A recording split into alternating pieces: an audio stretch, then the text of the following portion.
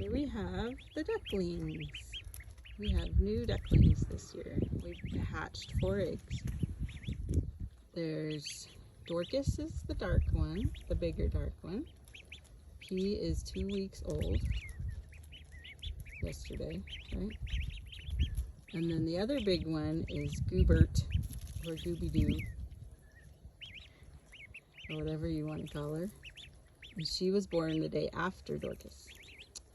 And so then 2 weeks today. And then the littler one's the one with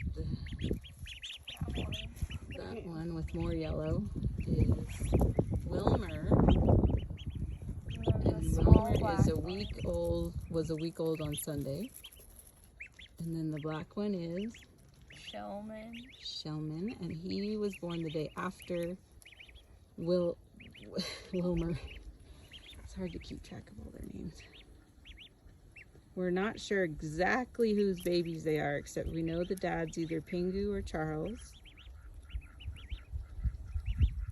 That one's probably Pingu's baby. Yeah, and we that think one's most likely Charles. Dorcas is probably Pingu's baby. And Goober is probably Charles. Yes.